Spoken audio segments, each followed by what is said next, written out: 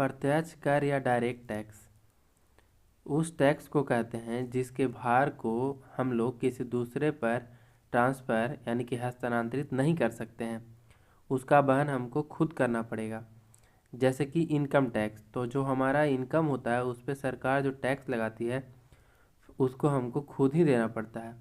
एक होता है कॉरपोरेशन टैक्स, तो कंपनियों के प्रॉफिट्स पे जो सरकार कर लगाती है उसको हम लोग बोलते हैं कॉरपोरेशन टैक्स। एक होता है कैपिटल गेंस टैक्स, यानी कि हम लोग अपना घर जो बेचते हैं, ज़मीन बेचते हैं, या फिर हम अपना कोई एसेट्स बेचते हैं यानी अपना शेयर भी बेचते हैं, तो उस पे जो सरकार टैक्स लेती है उसको हम लोग बोलते हैं कैपिटल गेंस टैक्स।